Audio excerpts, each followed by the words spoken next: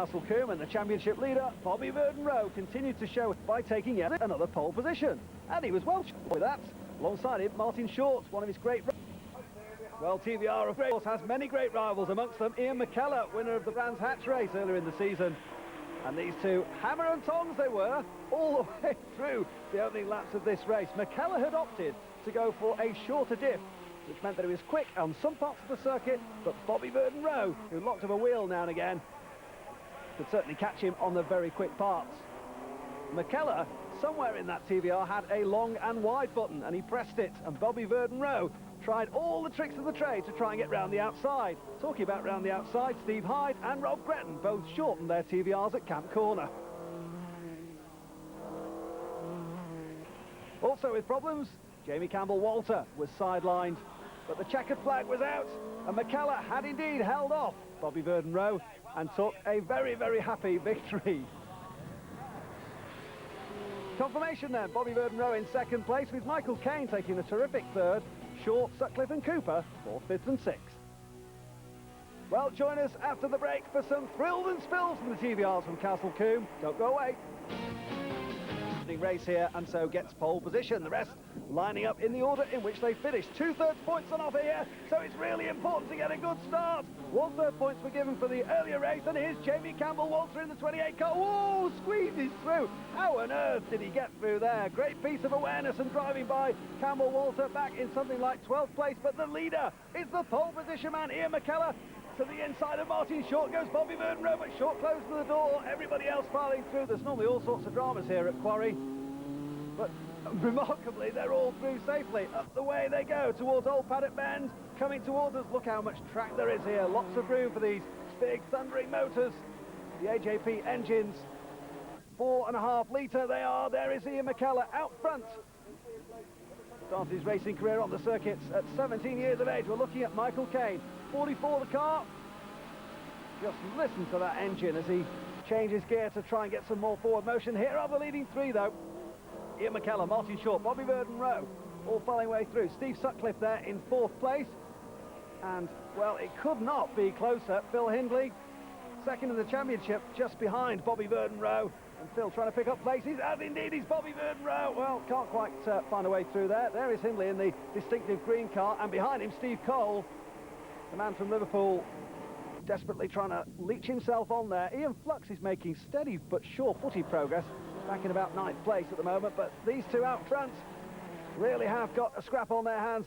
McKellar managed to keep Bobby Rowe behind him for many, many laps in the previous race, and picked up the points haul for that, but he needs to try and defend furiously. There is Ian Flux, 22 the car, he goes through. And McKellar comes to complete another lap. Oh, just locking up the wheel there is Martin Short. Well, that shows you how much pressure he's under from Bobby Rowe as Jamie Campbell-Walter gets to the inside line. Can he make it stick? No, I don't think he can. Might even just run wide if he's not too careful. The rest of the field filtering through. 68 there back is Alex Garner. But there, we're back with the leaders as they come to the braking area for Quarry. A right-hander, it's tight. It's one of the slowest parts on this power circuit. And some very quick speeds indeed being achieved by the TVRs in qualifying.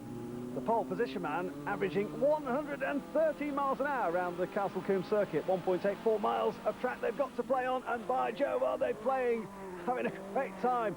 Especially our race leader, Ian McKellar. Look, though, how close behind Ashley Ward is getting to Jamie Campbell-Walter. He's reeled him in over the last couple of laps, but he can't find a way through as Steve Sutcliffe there in ball. Oh, and a big, big power slide by Michael Caine, and that's cost him.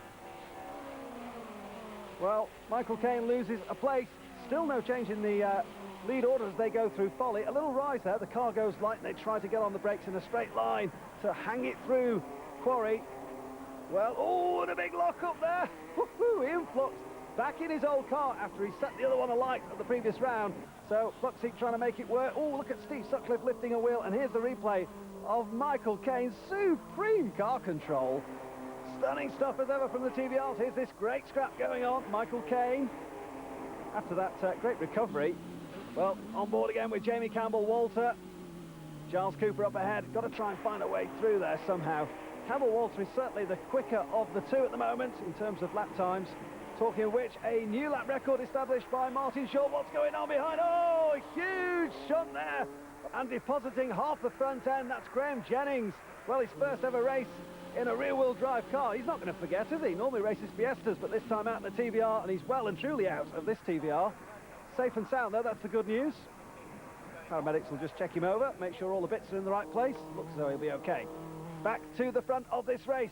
TVR Styley through Camp Corner. Nothing camp about these brutish motors either. There goes Ian McKellar leading Martin Short. Martin Short is the quickest man on the circuit, but is he going to lose a place to Bobby Verden-Rowe? No, he isn't, is the answer. Oh, he fights back. Verden-Rowe goes to the right-hand side. Ooh, that's allowed Ian McKellar just to open up a couple of car lengths. That might just be enough, you know. Verden-Rowe, though, still there in third place. Michael Caine whistling away towards Quarry Corner, the tight right-hander. Oh, hold on there, Michael. I just wonder whether he's got a setup problem or whether his tyres have gone off, because he's having a real few moments. Oh, there's talking about moments. Darren Dowling's shifted the front end of his car somewhere to the other side of Wiltshire. Another one into the tyre wall, but we're passing the back markers now with the race leader, the yellow and purple machine of Ian McKellar. Back marker there is Nigel Tuscan keeping out the way. Martin Short goes through. I mentioned Short was quickest man on the circuit, 110 miles an hour he's lapping the circuit at in race trim. That's a fair old shift on, and in fact he's established what could be a new lap record. Here comes McKellar, Short behind him. Locks the wheel as McKellar under the pressure, but the Mole Valley man can hang on in there. Oh no, another disastrous meeting for Ian Flux, and does that mean the end of Flux's challenge? Oh God, blimey, I thought we were going to see Phil James absolutely T-bone Darren Dowling's car. Well controlled by Phil James. Here is Jamie Campbell-Walter, though. Back racing we are. Phil James looking to rejoin after that spin. And this time is the moment for Jamie Campbell-Walter. Camp Corner again. It's a classic passing manoeuvre as he goes whistling by the number 5 car of Colin Blower. Blower blown away by Campbell-Walter. Great sound from the AJP. The TVR engine, which is a sealed unit, it's in all of these cars. That's why the racing's so close. It's very carefully monitored and produces some great entertainment for us. McKellar on his way, though, towards the checkered flag this time. Will Martin Short make a dive to the inside, or will Bobby Verden-Rowe try to keep his championship very much in his pocket? Well, big lockups all round, but McKellar's going to get it, but by the smallest of margins. And a great celebration from Ian McKellar. Look, Mum, no hands.